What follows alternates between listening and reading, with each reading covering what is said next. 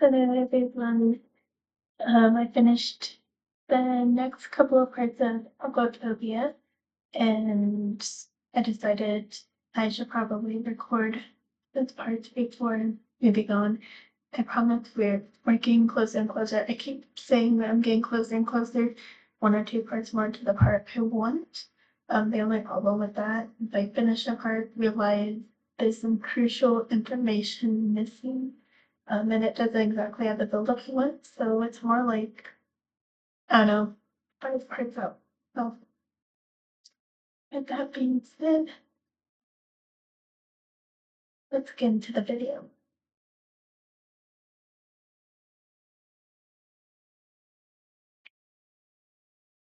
Part 11. Can I even be composed?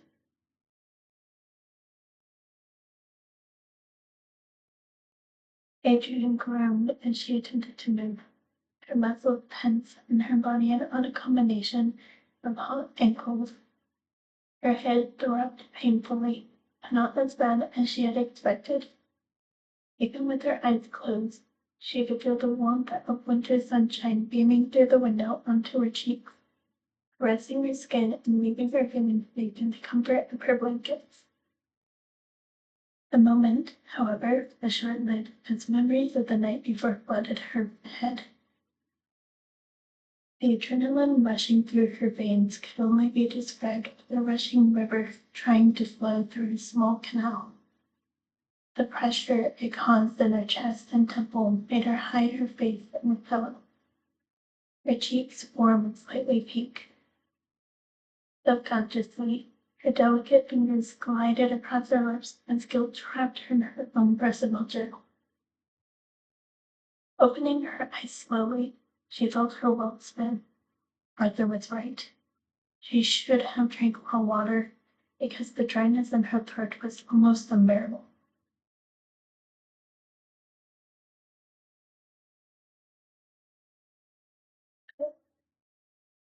A silently echoed inside of her head, begging her to do something she wasn't yet sure of. So many things that happened, so many things that she felt guilty of. She felt like she was moving backwards, like everything she had worked for was slowly suffocating her. She had moved on. She had to move on. Coming here to France had seemed like a sudden presence, a reassurance that was granted to her, but now she wasn't so sure that she was doing any good for anyone around her. Yes, it was fun. She had fun being with the people she had ghosted all those years ago. They were all way too understanding and accepting of her, and it hurt. It hurt her to see the difference in the family she had accumulated compared to the one she was born into. It almost was a horrifying joke. Never in a million years would she guess that she'd be accepted just as she was by the people she hurt. Yet here she was, defying her own reality.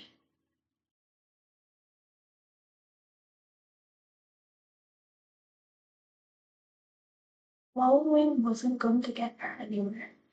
After all, it wasn't her home anymore, and she couldn't be around Arthur. She remembered everything painfully so. Everything played in her head as if it was on repeat. The pictures, the colors, and the sound were maxed out. Almost overwhelming and intoxicatingly beautiful. No. No, she couldn't sit and lie here for eternity. She had to get up, apologize to Arthur, and swallow her pride. The feelings were irrelevant. They shouldn't exist in the first place. Arthur was abundantly clear on his goals, and she couldn't give him.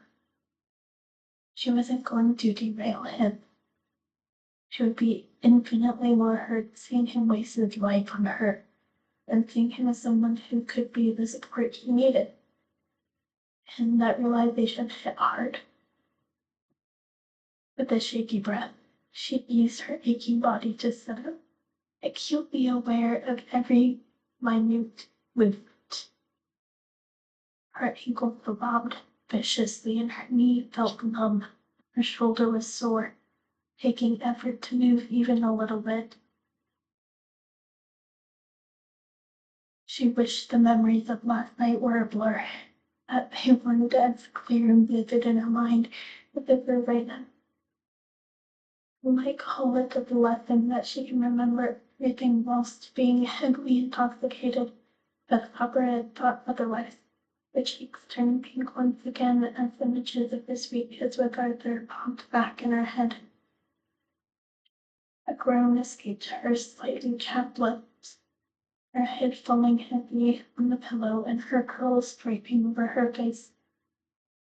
She nearly jumped out of her skin when a warm hand fell lightly on her shoulder, a scream never quite escaping her lips as she painfully scrambled to sit up. He, it's just me, Claire exclaimed, completely dressed and ready for the day. Adrienne blinked a couple times, trying to clear her thoughts and get herself to say something. Anything.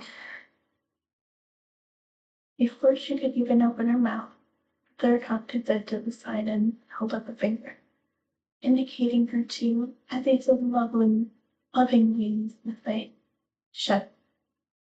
So, reluctantly, she closed her mouth and awaited his lecture.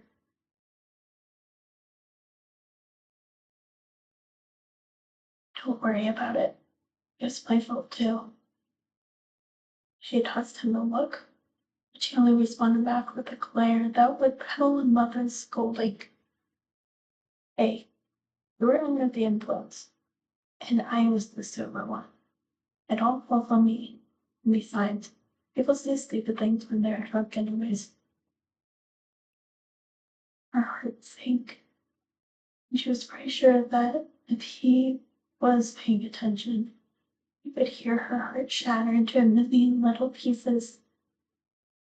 Oh, wasn't the excuse she wanted to run with, but she needed to take the way out. Anything to break up this ridiculous feeling that most people call love. She had other things to worry about now, like her team in the Olympics. If she isn't there soon, she could kiss that opportunity goodbye. Oh, well, I'm so sorry. It must have been awkward. She swallowed thickly. Can we just forget about it? Arthur smiled, to her surprise, and exhaled a sigh of relief. Yeah, like that. The smile the Copperhead wore was faker than fake rumors she'd heard about herself. But Arthur thought it. That was all that mattered, because if he believed that she wasn't in the slightest bit affected by her slip-up, then she wouldn't have to break his heart again. Ava called not too long ago. She has your crutches and shoulder brace along with your other belongings. When you get dressed and get something to eat, we can go over there to pick them up. Arthur nodded toward her, a silent command for her to drop the topic and go about the rest of her day. Despite her own resignation, she nodded in agreement before carefully getting herself off of the sofa, the body aching and dreadfully sore. She took a small moment to steady herself, focusing on that warm touch and strong arms helping her maintain her balance. On opening her eyes, she pouted slightly, knowing that she did indeed need help, but not liking how much help she actually needed.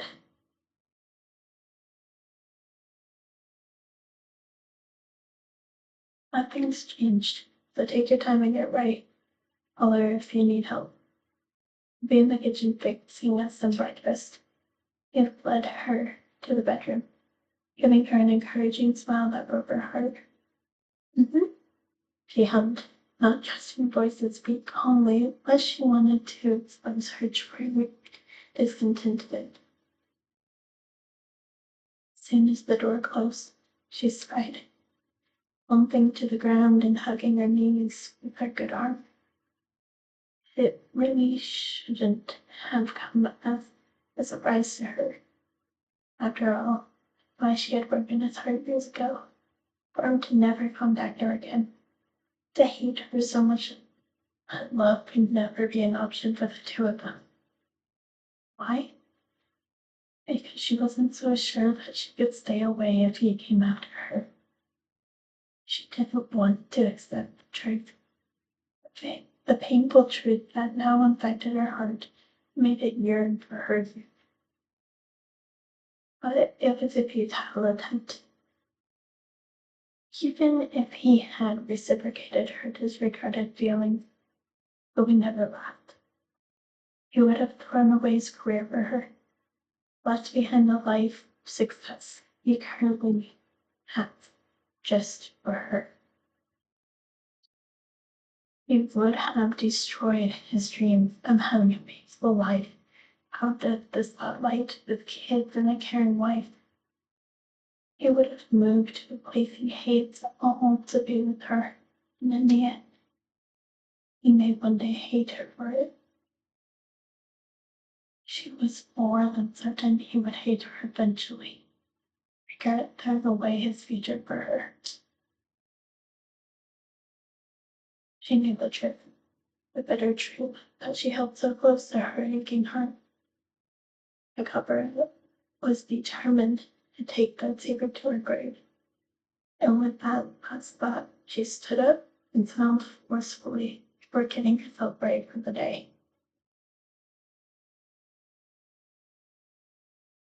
Sometimes serve the cover and good. Currently, she sat at a wooden kitchen table in an old friend's house, watching as the two twin girls raced each other to make the perfect dish for the small dinner party. Claire had coincidentally come back a few days ago to meet her parents and introduce them as her boyfriend officially, and with them came Sebastian and Renia. It was a cozy little reunion between the five of them, and it was the perfect distraction.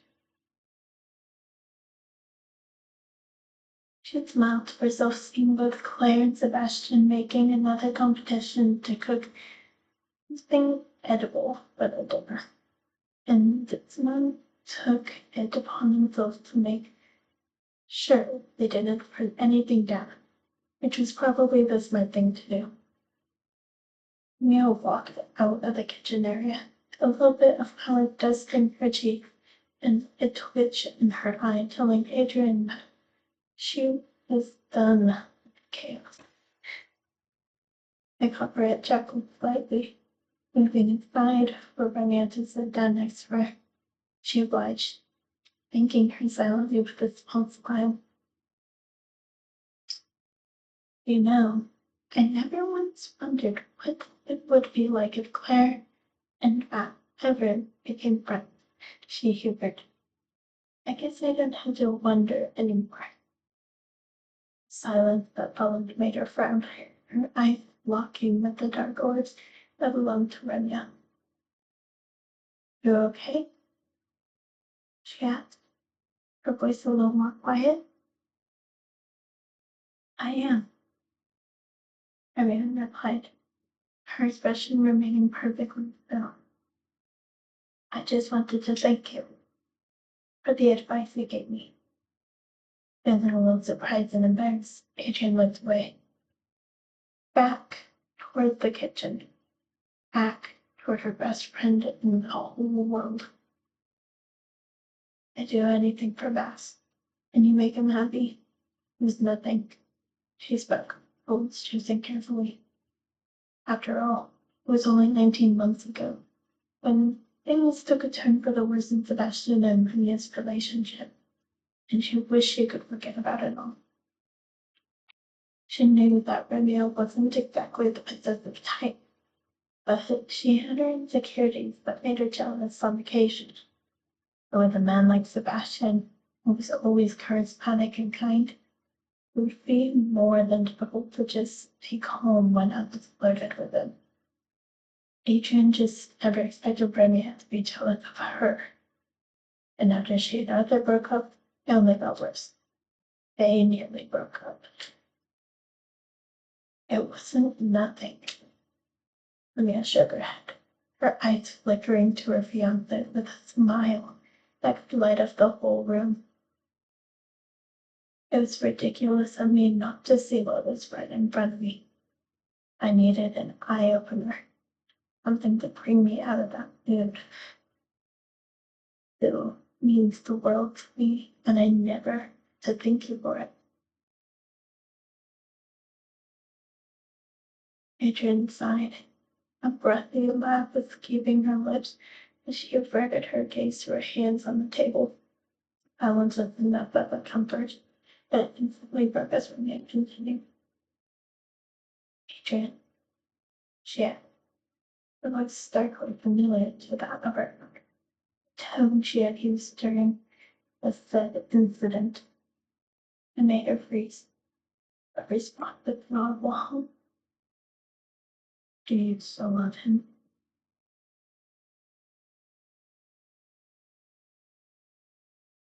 Adrienne stood at the airport, leaning up against the wall, while still waiting a certain mail.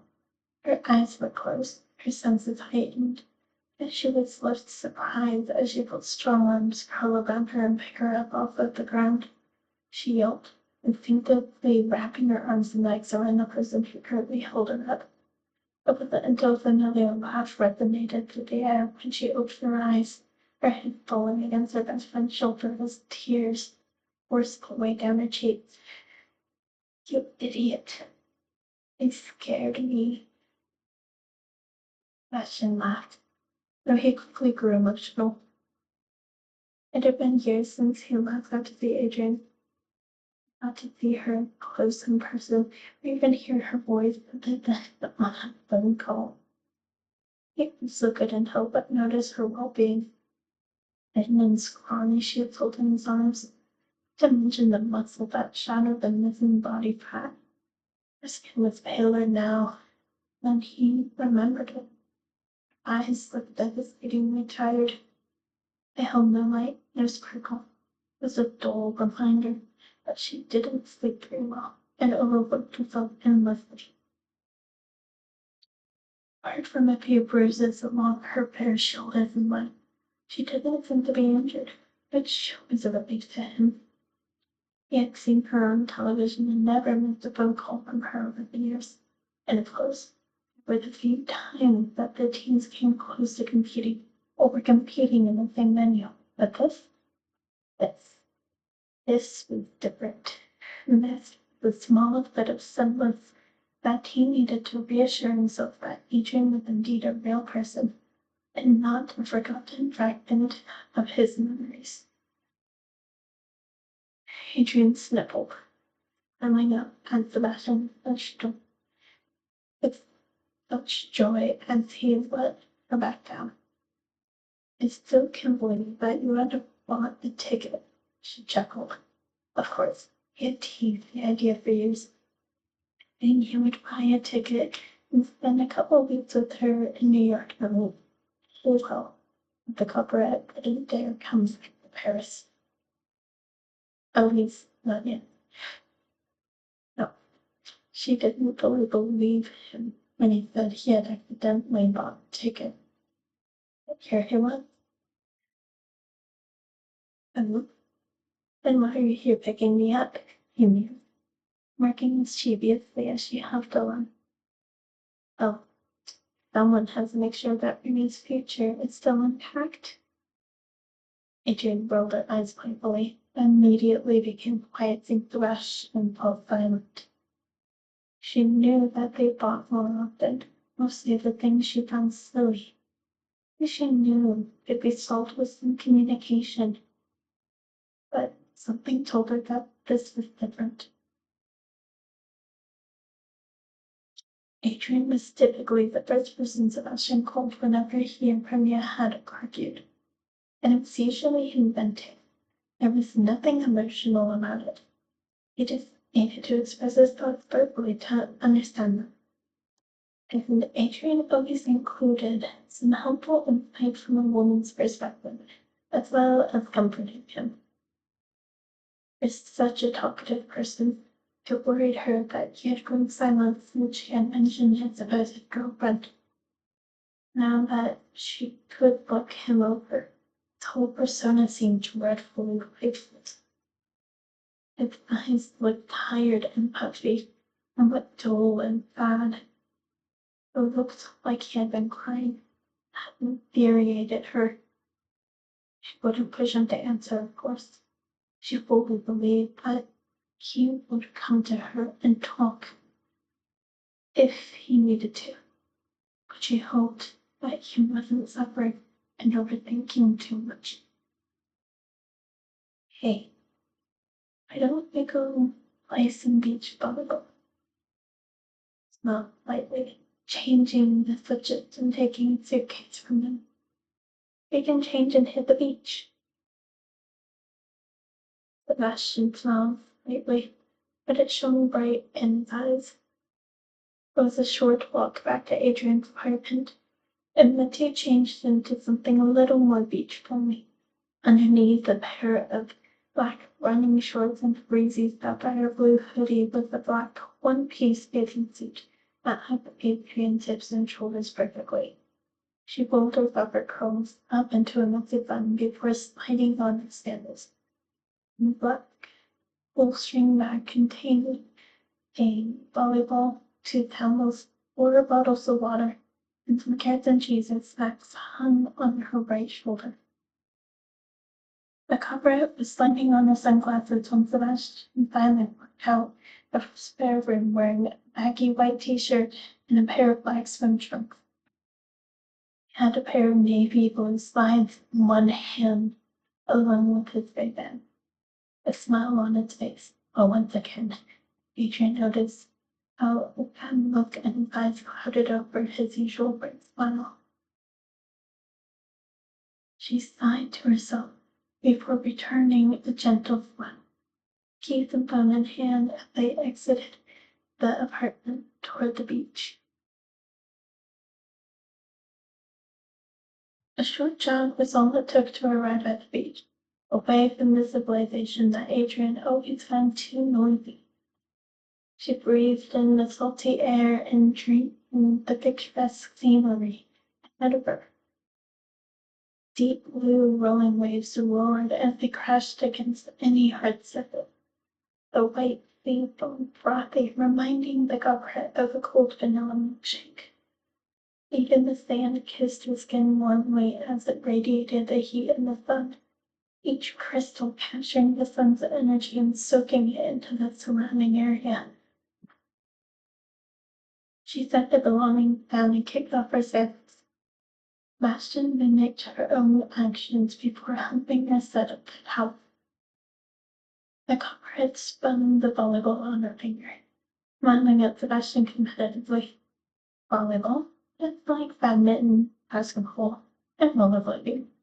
Was a sport that allowed the two competitive adults play for fun. It was a game they used to play during youth camps, and the memories stuck just as much as the techniques they had learned along the way. Are you ready for a game of tug? She sneered. Bending taller, Sebastian gave her a mischievous grin, hands on hips. He tried to psych her out. Loser has to get dunked into the ocean by the winner and by the Sebastian added. Adrienne laughing lightly. She stuck out her hand, shook on it, then made the makeshift court. It helped that volleyball net was already in place, but they decided that 25 paces from the net would be their side of the court, drawing out a line in the sand. 3 sets. The first win 2 sets will be named the victor, Adrienne declared, spinning the ball in her hands before preparing to spike it. She breathed in slowly, starting just before the line and jumping with her knees bent under her. Arms swung back and pressing forward to connect with the ball she had tossed in the air. She had curled forward slightly as her palm connected with the ball, sending it over the net, and just as she had hoped, confused Sebastian, causing him to misinterpret where the ball would land.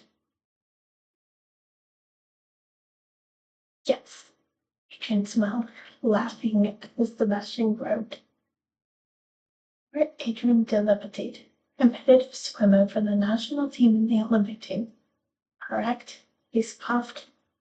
Adrienne sticking out her tongue mockingly. Do you have the time to work on a float to serve?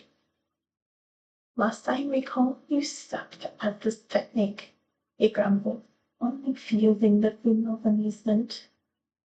The match went on for 2 hours, the final result ending with Adrienne as the victor. She had won the first set 25-22, lost the second set 23-25, and won the third set with 27-25. It was exhausting, but the grins on both of their faces was priceless. Adrienne panted, trying to catch her breath as she tossed the volleyball onto her towel before grabbing Sebastian's head, running down to the water. She giggled, ignoring Sebastian's protest as she threw him into the water as soon as she was knee-deep in the water. Having learned a mixture of karate and tai chi for defense had made her stronger, but it didn't make her immune to pranks. She yelped as a hand from under the water grabbed her ankle, pulling her down. She felt her body splash into the cold, salty water, her ears becoming plugged and curls sticking to her face as she emerged, splashing water and lapping Sebastian before a wave hit against her chest, which would have nearly knocked her back if it weren't for Sebastian's arms. He held her momentarily as the waves clashed against his back, swaying them more and more towards the shore. Silence was only broken again when they got back to the shore. Friend say, I hope you like pizza. A shower later, Adrienne came out of her bedroom wearing a baggy t-shirt and sweatpants. Her damp hair contained in a braid. She was flopped down on her couch on top of Sebastian. 2 paper boxes on the coffee table along with 2 glasses of water. She grinned, opening one box before frowning. Pizza was Hawaiian, which was Sebastian's favorite pizza. The fact that he had been out of the shower for 15 minutes and hadn't eaten anything had disturbed her greatly, but not as much as the silence. Would usually groan or complain that she was too heavy, that she should get off of him. And she had come into the living room. He had been deadly silent.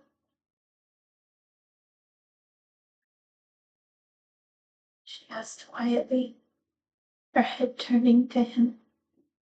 His eyes stared blankly at his phone screen, even after the light had turned off. His gaze flickered to her before he stopped, tossing them into her armchair. Bastion. She tried again, her tone soothing, full of understanding. She grew worried and angry, seeing her friend's red-rimmed eyes and the glossy sheen of tears covering his lips, and empty, painful, shadowing his beautiful eyes.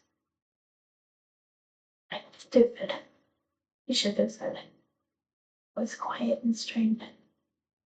It's not stupid if it's hurting you like this, she said, trying to reason with him. She didn't know what had happened. She could make a guess. I'm here for you if you want to talk. You want to cry. I'm right here. She was about to pull away when she heard him sniffle. Quiet sobs, shaking his body and breaking her heart. The coverette opened her arms just as he fell against her. Adrienne slowly pulled them down into a comfortable position before rubbing his back soothingly.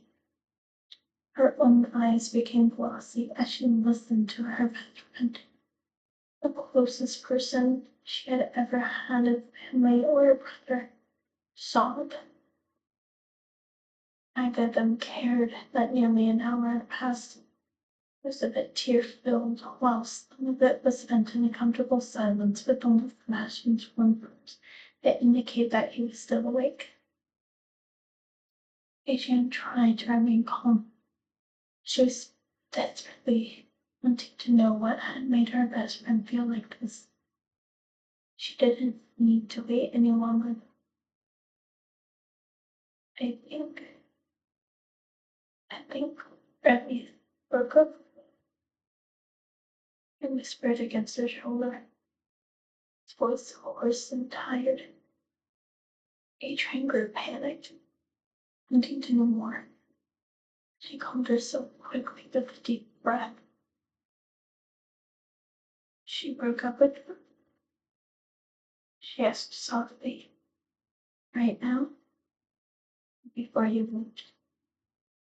Sebastian shook his head, swallowing with difficulty as the sob escaped his lips involuntarily. He had gotten into a massive fight with Riley to visit you. She ignored me. Right. When I get home, she's going to be gone, and I just know it. Oh, ass. Adrienne sighed, when him closer as he called to her. What makes you think she did that? Kind of argued before, but I don't think she would just up and moving without any warning. What's going on, hun? She asked, her voice coaxing and caring. She doesn't care that I'm here. She hasn't responded to any of my messages or even the pictures I posted on my private story. I tried to call him, nothing. I'm being ghosted. He sobbed painfully. Do you know what the worst part is? He hiccuped. Adrienne could imagine something worse than what the Belgian was describing. As she answered, what? She asked, was hesitant. I want to propose, he cried. Adrienne's eyes widening. She shushed him gently, holding him for a few more minutes before he calmed down enough to continue. I love her so much, yet any time it comes to, she gets so angry. He exclaimed out of frustration. It all began to sink in. The situation infuriated and covered. As everything is going to be okay, she began. Romeo loves you so much, and the situation actually has nothing to do with you, believe it or not. It doesn't. Sebastian sniffled. No, it doesn't. Adrian smiled, wiping his tear with her thumbs.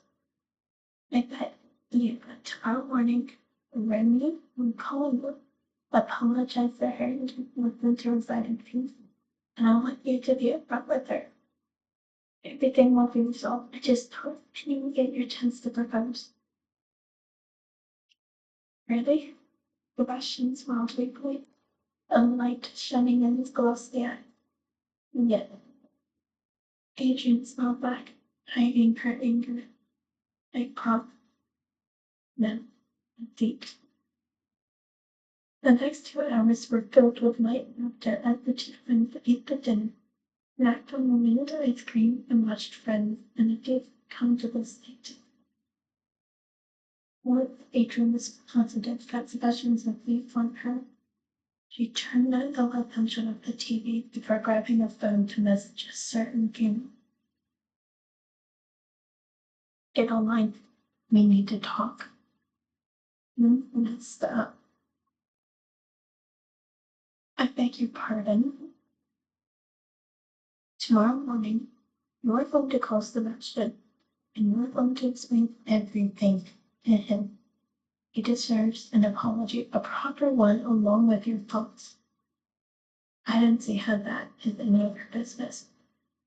It is my business when I have my best friend sobbing in my arms for nearly 4 hours, and he tells me that you will leave him. Look, I don't care what happened between you two. but I know we two love each other. No, he doesn't know how insecure you are about yourself, and no, you do not know how loyal the man truly is. You are jealous of me, and I hate to break it to you. I'm not promoting myself in the life unless he tells me to, and there's nothing romantic between. He's my brother. Stop fighting. Tell him your fears and quit ghosting him. I'll talk to him when he gets back. Growing impatient, Adrienne turned off her emotions, typing only one question to the girl. Do you still love him? What kind of question? Of course I do. Then get over your pride and open up to your boyfriend. If you don't tell him, that's on you. And I can guarantee that you will still have him when he comes back. Call him and be honest. Or I'm going to be honest about my advice. Threatening, are we? Right now, you're hurting the one person I count as family, so yes, I'll do anything to protect you. This is a warning. Fix it. You literally have nothing to be scared of. Call it tomorrow. Are you okay? It's being taken care of, but you won't be back until you call him. Okay? Adrienne sighed, turning off her phone and closing her eyes. She prayed that in the morning her promise to Sebastian would stand firm, because even now in his sleep, he cried silently. The morning sun was enough to slowly wake up the culprit, as she grew fully awake, smelling a pleasant aroma fill up her apartment. Her aunt finally opened and looked to the kitchen, only to see a much happier Sebastian making chocolate chip pancakes, eggs, and sausage. He briefly looked at her and grinned, the smile reaching his eyes and brightening the whole room. Good morning, sleepyhead, he teased, and if it weren't for Sebastian's drastic mood change, she would have punched him for being way too loud in the morning. Something good happened? She stretched, walking groggily over to the kitchen and sitting in one of her bar stools. Remy called. Sebastian beamed, his smile contagious and causing Adrienne to smile in turn. We talked for almost 2 hours, and she's not going to leave me. That's great news. Adrienne spoke warmly. No, she wouldn't tell Sebastian that she had messaged Remy and gave her a piece of the mind, because that wouldn't do any good. Mia made the decision to contact him, and that was all that mattered. He was still not in. Those were the same words that Adrienne had used with Romeo on that fateful day. The day that had changed hers and Sebastian's relationship was better. After all, it was only after Sebastian got home when they both surprised each other with a magical proposal. The word seemed like a good choice at the time. But now that they were being thrown back into our face, Adrienne had a certain amount of disdain for the seemingly harmless phrase. You know, people don't like that from advice seems to amend everything. She huffed amusingly, hiding the bitterness in her tongue as she averted her gaze away from the still girl. I'm serious, Adrienne. I'm your friend. Do you still love him? Of course I do. She scoffed, her brows knit together in frustration. I'm not talking about lingering care or reminiscent feeling of your childhood. I'm talking about romantic love. Are you still in love with Arthur? Mary rephrased her questions and that Adrienne was still trying to find a loophole for answering truthfully. Even better, she retorted in a hushed tone. I haven't dated anyone since you broke up with him. Ramir continued. I don't care if he did or didn't. I haven't dated since we broke up. From what I heard, he had a girlfriend quite a few months after we broke up. Adrienne answered, her voice chilling. And did you know that? Yeah. her emotionless expression now twisted and praying against him. They told me I'm not flight and not a big deal. In spite of words, a darkness clouded the countenance, mirroring her envy, worry, and internal color. You even knew who it was with? Remy asked. The breath and Adrian's throat hitched. Of course, that was the question that had been plaguing Adrian's mind. She knew it was from a blind date of some kind, but it had left for months. She only could not but it was fine not to. I don't care. It didn't matter who he was with. We're gonna end wherever the time we dated. However, it's less time to pique his interest, she said through gritted teeth. A knock on the door drew the group's attention over ages briefly. Given the opportunity, Adrian excused herself to answer. She didn't mean to be impolite, but Raviana kept pushing and pushing. No one dared to push Adrian, except for maybe Sebastian and Arthur. But getting the topic wasn't exactly something Adrian was willing to openly do.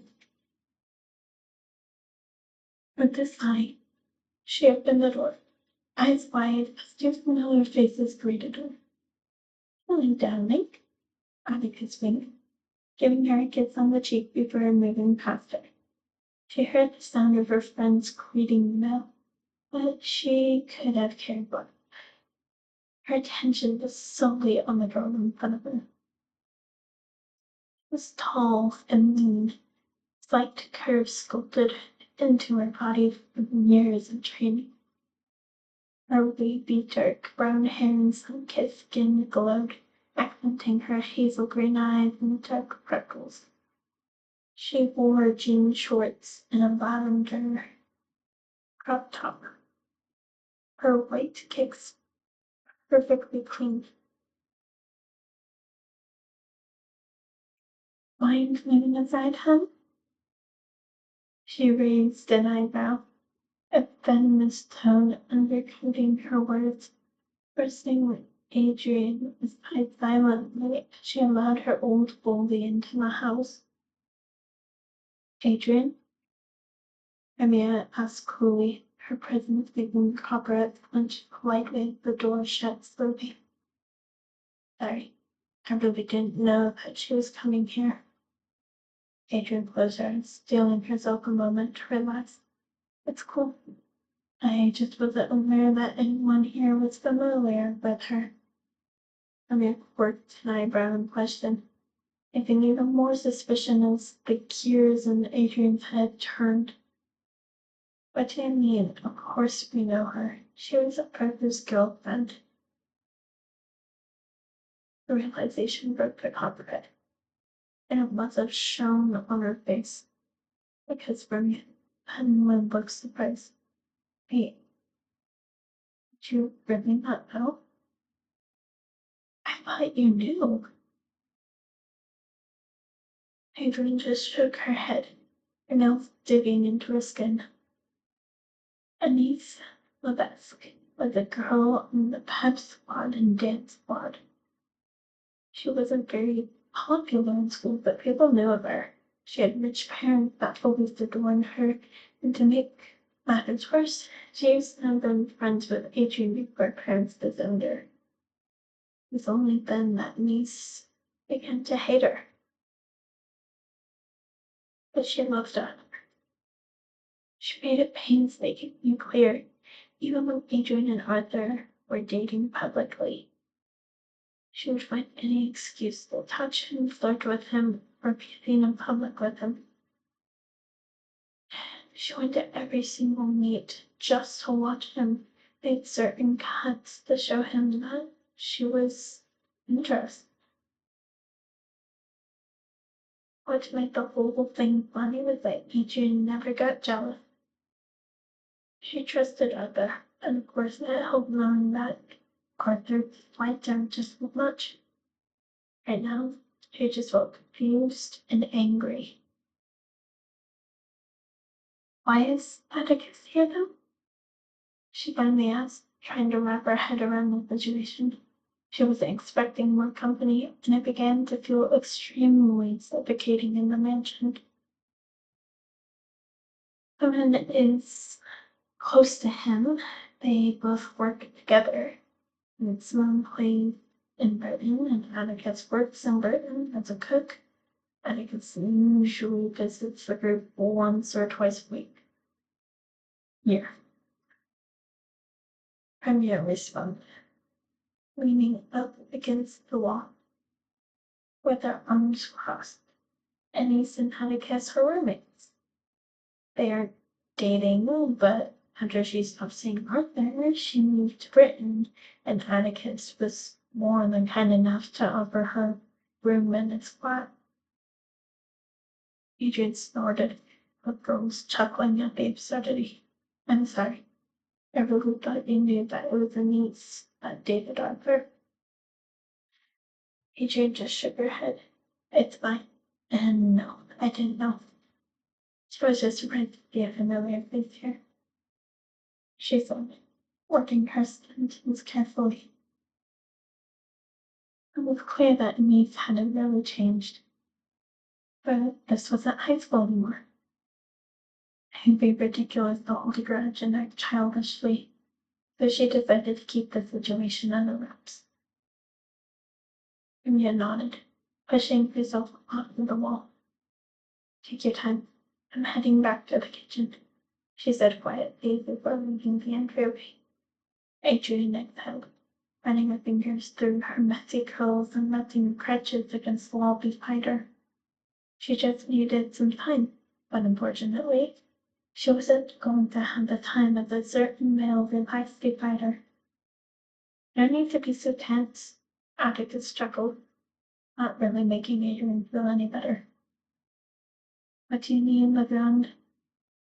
She asked, her eyes closed as she tried to escape, tried to make herself feel less overwhelmed.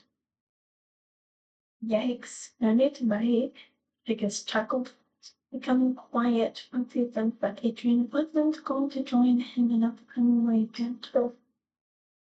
Is it about last night? He asked, with tone hesitant. For just a moment, Adrienne considered lying, just to get him to go away. But for some odd reason, she didn't want Atticus to go away. Not yet. No, it's not, she sighed. I just needed a little time for myself. I did something stupid yesterday. Oh? Atticus means. Please do tell. I do stupid stuff all the time, so I might be able to help. Adrienne opened her eyes, glancing at Atticus who genuinely looked interested. She felt deeply, bowing her head somewhat shamefully.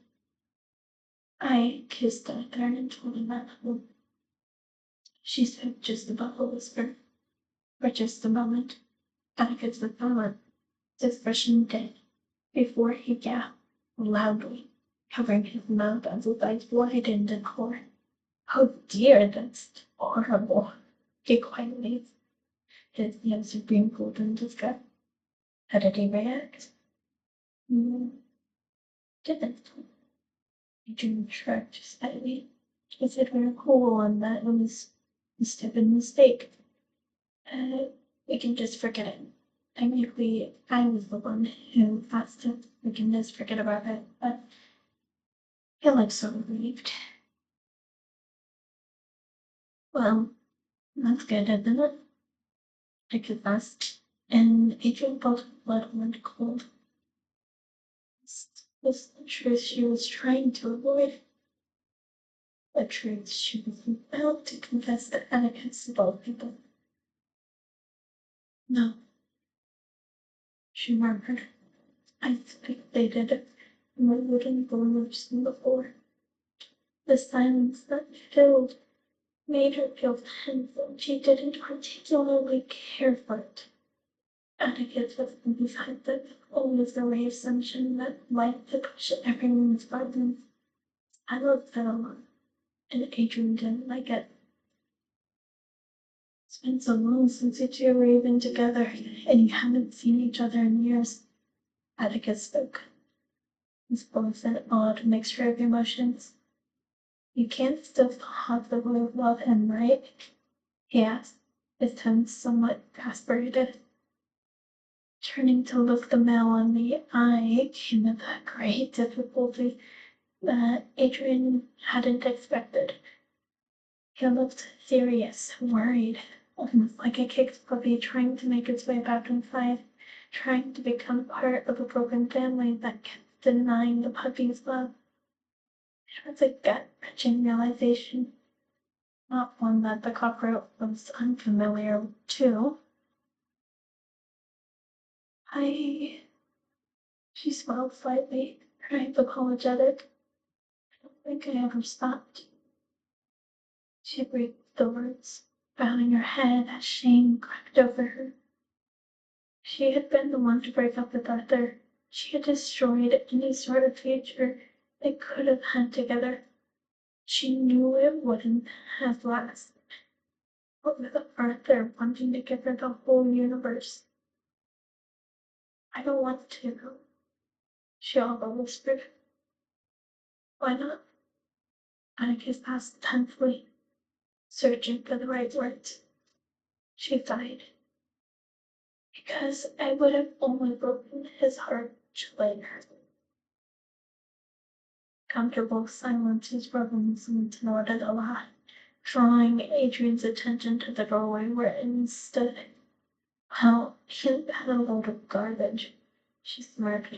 You two belong together, both of you idiot fools, she cooed, Adrian's brow knit together. I'm sorry, but aren't you his most recent ex? I thought you loved him. Adrienne rolled her eyes frustratedly. She so did not want to be having this conversation with Anais. Lose the attitude, petite. It doesn't fit you at all. She snapped back. And love isn't my thing. I don't do. But why did you? Adrienne mumbled, words lost and forgotten as they began to speak again. You know he would never stop talking about you? She scoffed, clearly annoyed by having to share her memories. I mean, he never mentioned your name, though it's clear. I tried to get him to remodel the apartment after he asked me to move in, and he got all up in arms about it.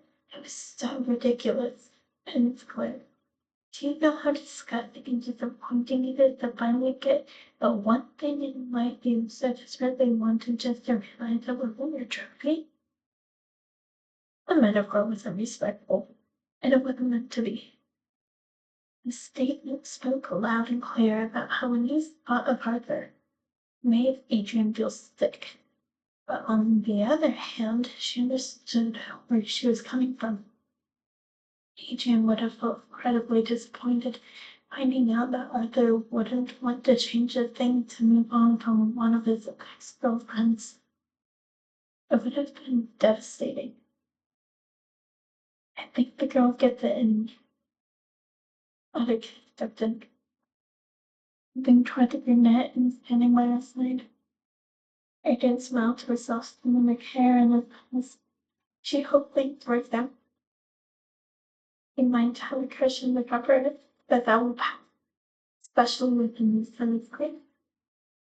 She's an idiot taking things, Anais retorted with a disgusted snarl. Make up your mind and make a move, or they're going to wait around forever.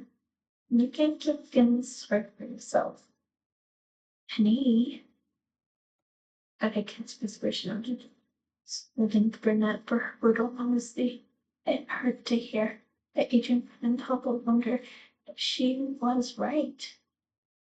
Would things really work out for the better? She just opened Pandora's box and hoped that something good will come of it. Oh, shut it, Addie. And he snapped, glaring right back at the comfort. You are the reason he can't even look at another girl. You have affected him so much. He is the shell of the man he used to be. She pointed a finger at Adrienne accusingly. You take everything good and you destroy it.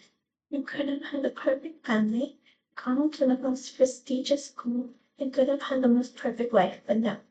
My parents adored you and hated you when they found out what your parents did. Adrian's eyes grew red, ringed, and blossy upon hearing Anis's tone become filled with emotion. Tremors making her voice broke. Anything was beginning to click. Anais hated her so much. She wished it wasn't true. I didn't give up my future. I should move to a school I still want to go to just to keep an eye on you. Please don't. Careful, love, tears away. Only I can feel that person you are now. Breaking hearts and pitying yourself. You're nothing but a coward. I mean, often enough. Advocates jumped in. Ending right with her, shooting a somewhat apologetic look at the couple. They stood in stunned silence with tears endlessly rolling down their cheeks. I'm sorry, she murmured, voice fractured. I didn't want to hurt you. She gasped for air, and I won't be hurting anyone else. I'm sorry, she whispered, turning her back to wipe away her tears. She remained still, waiting until Advocate handed me a niece to turn to grab her crutches. She needed to get out of this place, waving with questions and aloof. Everything seemed suffocating, so she decided to leave. Running was what she was best at, and if she was a coward, then so be it. She had been running from the truth for so long, so little more. A few weeks, she would be back in the States and meet them, everyone just like before. All she had to do was wait it out. She turned back once when she shut the door. She caught Bernie's gaze, and the silent question remained, a reminder of the burden she now carried. And that was part 11. I know this was a longer, much longer part, and there's a lot of grammar errors and inconsistencies. Like, Anise shouldn't be wearing shorts because it's supposedly like the middle of January in the storyline. So I'll get that fixed with the final version, and then there's a couple grammar errors that you need to fix up. But this was it wasn't my favorite part, but I had a lot of fun switching back and forth between reality and going into the past. Kind of gives you a little more glimpse of Sebastian and Adrian's relationship, Romeo and Sebastian's relationship. But also I am expecting this to be like a album. Oh well, it's probably one of the longer parts. The other parts should have been fun. Yeah.